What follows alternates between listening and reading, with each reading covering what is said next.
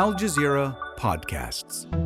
Today, the remains of the last Israeli captive are returned, but Gaza is still waiting. Finding and retrieving the bodies of all the captives was a sticking point for the first phase of the Gaza ceasefire. With Gaza's fate in the hands of outsiders, what does this moment mean for Palestinians' daily lives? I'm Malika Bilal, and this is The Take.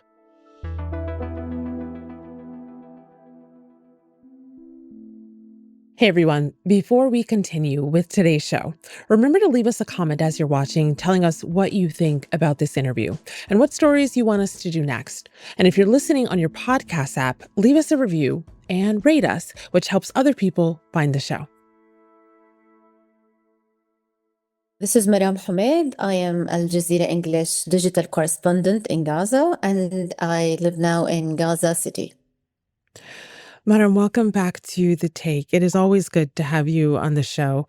So, as you mentioned, you live in Gaza City now, and we know that you've lost power and are running on battery just to speak with us, which says a lot about the conditions there. And for our video viewers, they'll see that your face is being lit by the light of your cell phone.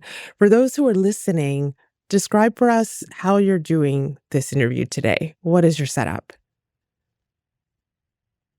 I'm doing well. Actually, I moved recently from the south of Gaza to the north.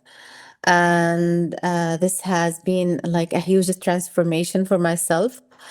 I'm just relieved that I'm back to the north of Gaza because I was born and raised here. But still, it's so touching to be in direct contact with the suffering of people. The north of Gaza is just lies in ruin, and people are just suffering. Camps and makeshift tents are everywhere. The shape of displacement is everywhere.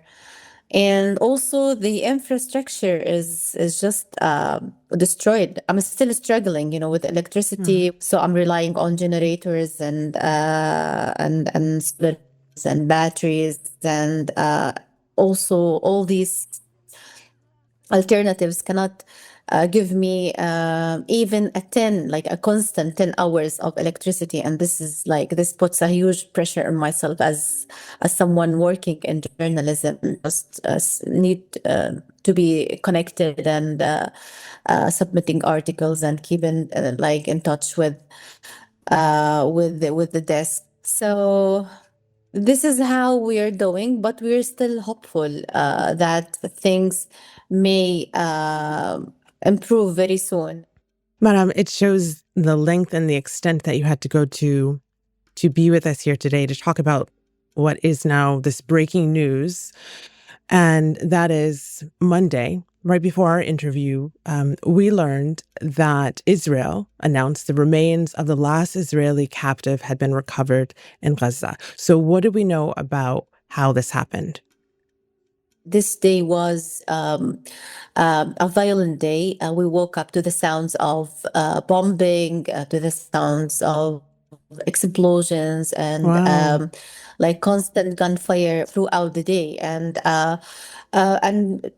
based on information collected from journalists on the ground and people in the eastern areas of Gaza City, we were told that Israeli forces were carrying search operations on the latest body of the Israeli captive in Gaza. And then before this evening, we learned that we hear the news that finally Israeli army found that body. So you're describing waking up to the sound of bombardment, and I think that might surprise people who have been told and who might believe that there's been a ceasefire and things like bombings have stopped. What does that mean for this ceasefire?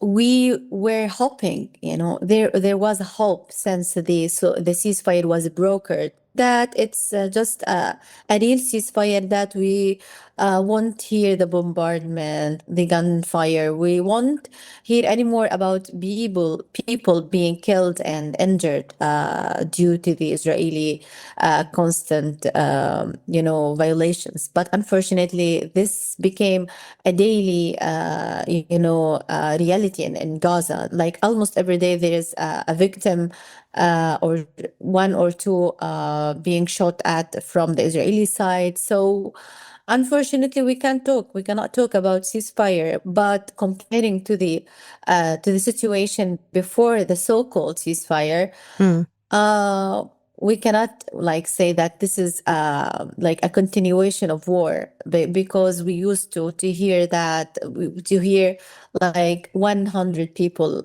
being killed at one day during the genocide. So I think the question for many people now is, will that change now that the remains of the last captive have been found? Because as you mentioned, the ceasefire has been one in name only. Hardly anything has changed on the ground in terms of Israel's siege. And I'm talking about what Israel allows to enter Gaza, how Palestinians there can move. And until now, Israel has justified those restrictions by saying it hadn't retrieved all of the captives. So now that justification is gone. Before we talk about what might actually change, what should actually change? What should happen?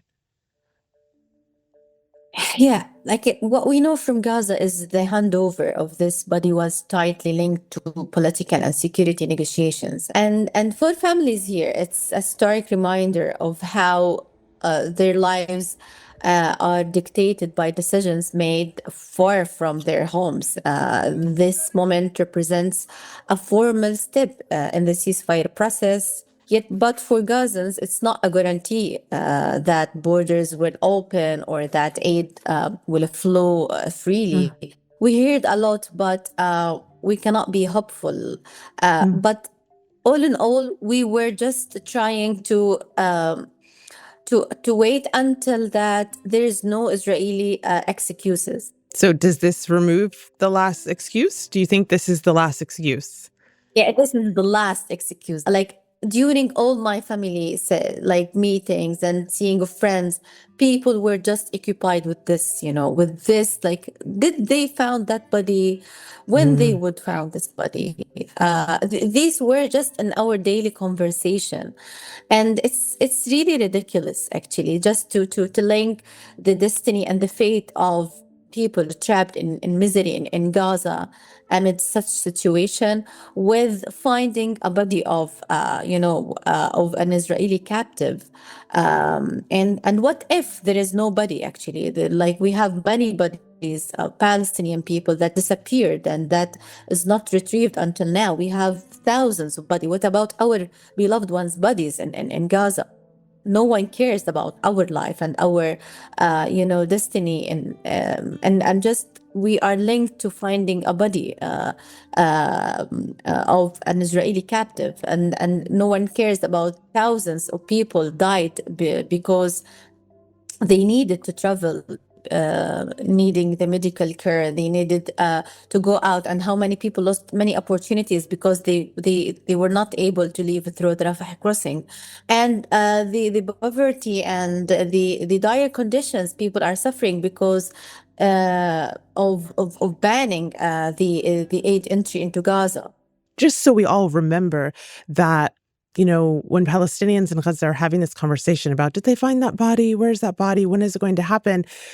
The context is, it's because the body, the remains, was under tons and tons of rubble, right? Of these destroyed buildings and homes.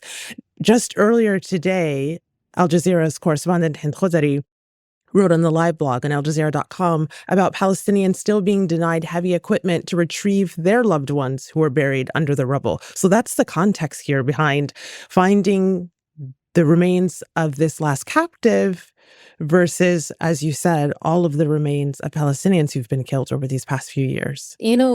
This is so sad, and we we get used not expressing our sadness, actually, because no one is seeing us and no one is interested in hearing the huge sadness buried inside our hearts. You know, for me, I'm passing by a lot of destroyed buildings, and I know there are bodies trapped and buried inside and under this rubble. Imagine that this is in my daily walk in Gaza. It's so sad and so devastating to live in such reality, and how we reached to such point because of that international community decided not to see us, not to hear our stories. Many of Gazans now they dream of just burying the bodies of their beloved ones, and we see them on social media trying to bury their beloved ones with their bare hands, trying just to search under the rubble and just find the the remains and the bones of the bodies and just bury them. We'll have more with Maram after the break. So, Maram, the name of the last captive whose body was recovered is al-Khalili. He was an Israeli policeman, and he was thought to have been killed during the October 7th, 2023 Hamas-led attacks. Benjamin Netanyahu spoke, describing the release of this last captive's body as a, quote, great achievement. We all wore the pin. And now the mission is complete. It is time to remove it. For sons have returned to their borders, and daughters have returned to theirs. Now, Israel has said in the past that once the captive's mission was complete, Rafah could open, but only on a limited basis for people and not for goods. So I know that you have been reporting on this. You've been keeping a close eye on the crossing. Can you remind us why Rafah is so important and what this will mean? For anyone who doesn't know the Rafah crossing, before the war, the Rafah crossing was heavily used by patients seeking medical treatment, families visiting relatives abroad, and the movement of goods and supplies that helped to ease Gaza's economic pressure. It was the gate of Palestinians in Gaza with linking them with the world outside. It was shut down during the war in May 2024, and it was just a huge shock for us. It's not just about the movement of people, but it reduced the flow of medical aid and essential supplies, impacted thousands of patients waiting for treatment outside Gaza, including children and wounded. So the closure of Rafah crossing hugely doubled the suffering of Gazans, and it's like one of the most standing obstacles and the problems facing Gazans these days. And in my recent report, I talked to many families in Gaza about the expected opening of Rafah crossing. I talked to a mother of a baby. She's only 15 days, and she was born with a tumor in her neck, and it's growing and increasing day after day. And she's in an urgent need to be evacuated outside Gaza, and they applied for the medical treatment and to be transferred, but until now she cannot leave, and doctors say that she should travel.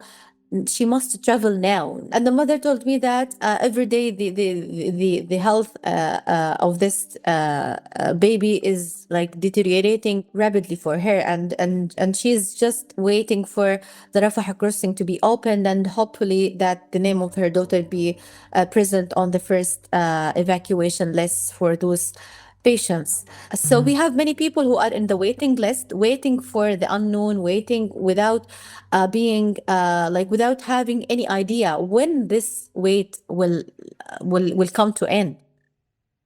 Well, Madam, what you're describing, the human condition, lives that are hanging in limbo, waiting for this crossing to open for dire circumstances, it's such a contrast to the way Gaza is being talked about right now amongst world leaders. So I want to take us back to the World Economic Forum in Davos in Switzerland. Jared Kushner, a U.S. investor and the son-in-law of President Donald Trump, gave a presentation with slides of this futuristic, shiny, glossy Gaza with skyscrapers along the coast. We think this could be done in 2-3 years. We've already started removing the rubble and doing some of the demolition. And then New Gaza. It could be a hope. It could be a destination, have a lot of industry. Demilitarization, this is something we're starting now. We have a new government in Gaza. This government will be working. What did you think of what you heard coming out of Davos, following it as you were, as a journalist, in Gaza?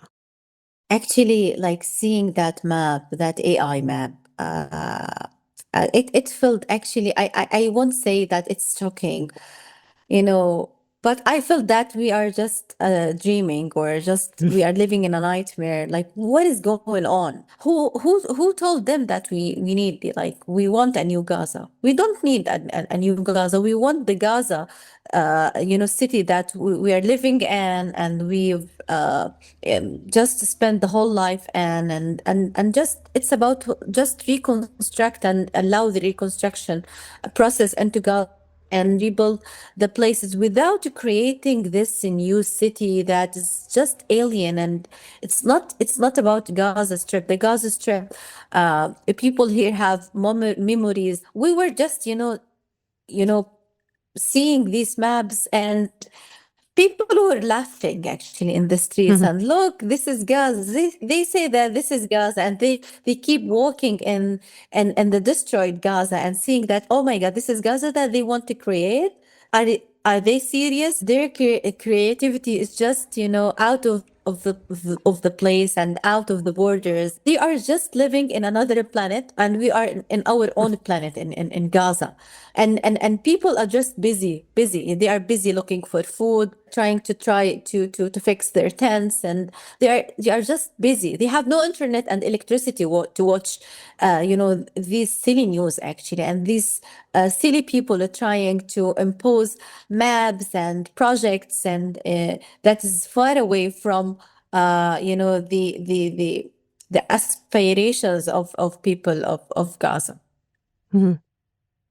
Well, Madam, as we come to a close, I want to end this on the people, because you're sharing these anecdotes. So we know that the news of the day is Israel retrieving the remains of this last captive.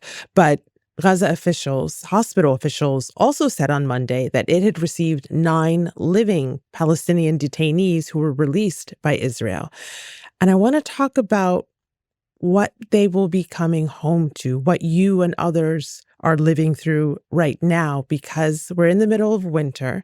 Many families are still in tents, damaged buildings, makeshift shelter. You're talking to me at nighttime in Gaza. It's completely dark. Your face is only being lit by the light of your cell phone. You're using a battery pack. And I'd assume you would count yourself amongst the lucky ones, because you're in a building. Most buildings in Gaza have been destroyed. So can you tell us what it's actually like to live for people right now in this moment? The life in Gaza is just you like, I have no words actually to express the difficulty of life in Gaza. It's a huge struggle to be here. And like, I find myself as someone who's living in a building, I find myself lucky enough because I'm under a ceiling, and every time I look out of my window, there is a makeshift camp hosting more than 1,000 tent. And every day, like, I look and I just try to watch these families here in this makeshift camp, trying to practice their life. Their life starts with the trying to fill water, and then and they wait for the community kitchen to open. Then the kids would run there and receive food, and then they would try to fix the tents and with the tarps, and try to prepare their tents to receive the winds of the winter and the rainfall. And I see those people who are just living in this situation. They are living literally in the streets. The tents cannot, just cover people and give them privacy. I hear their conversations. I hear their fights. I hear their daily talks, and I feel them. Actually, I feel them. It's like just you have 1,000 neighbors at a moment. At one moment, you have this number of neighbors just living close to you and behind you, and you can wave to any one of them directly through, like, out of the window. And they deserve to live. And amid this situation, you would go out to the Gaza streets and see how people are struggle to dig for a life. We have many cafes and restaurants that were opened recently in Gaza despite of everything. And we were celebrating the opening of these restaurants and these well-known cafes that reminds us of the Gaza that we have lost. Every restaurant that we've been to before the war, and now it's opened again after the ceasefire.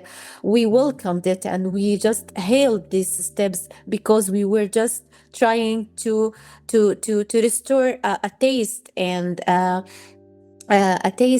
flavor of Gaza before the war. The determination of people inside, and the memories of people inside, not of the people outside Gaza. This is what we need to insist on and to keep on. We need our own Gaza. It's our Gaza, and people of Gaza who would decided despite of everything going on.